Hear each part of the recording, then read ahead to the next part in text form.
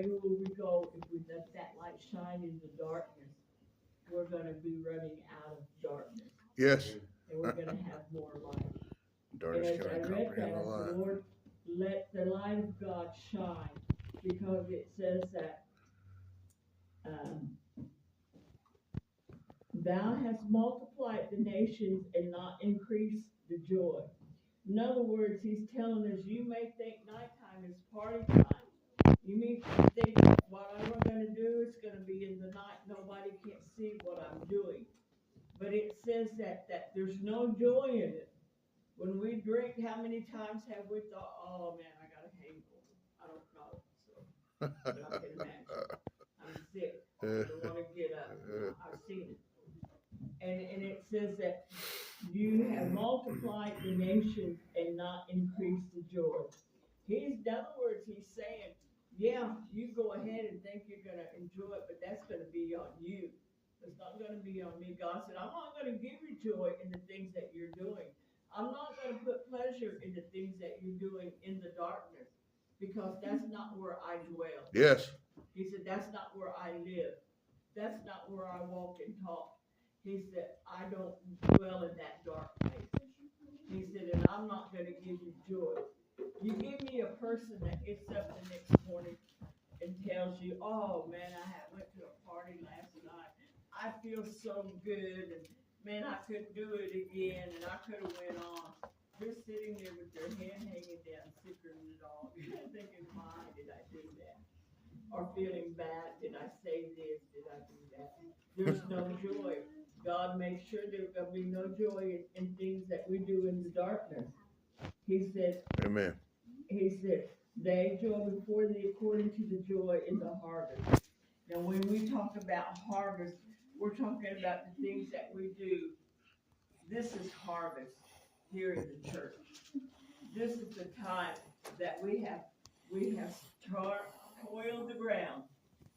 You know, you got to toil the ground. You can't just go out and throw seeds out and expect it to survive. There's parables on that. But you go and you till the ground and you work it. You take all the rocks out. You take all the thorns out. You take things out that it won't grow. After you toil the ground, then you make it in a perfect line, or however you're going to plant it. And you fix it that it's in a perfected line, how you want it for it to grow. You put it in section. This line here is cucumbers. This line here is potatoes. This line here is whatever, and it's all in a plate. And this is how God has us to be. And he said, rejoice when they divide the soil. That's why I'm saying you're not going to have joy. You're not going to find your place. And 15, for every battle, listen to this, for every battle of the warrior is with confused noise and garments rolled in blood, but this shall be with burning and fuel of fire. And he's talking about when we go into battle as warriors, that we're not going to rejoice in the things that we have had to kill or put in place.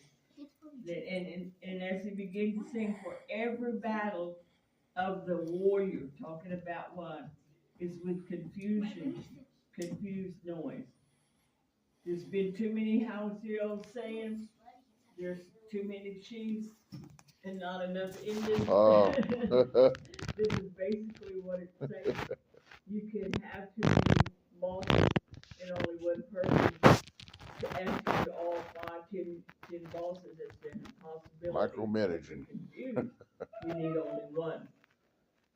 Then he says, for unto us a child is born, unto us a son is given, and the government shall be upon his shoulders. Now this is the beginning of the prophecy, giving us a promise that a male child will be born. He is given to us. Unto us a son is given, and the government shall be upon his shoulders. What is a government? The government is that has that has programs, that has certain areas, certain offices, certain places that it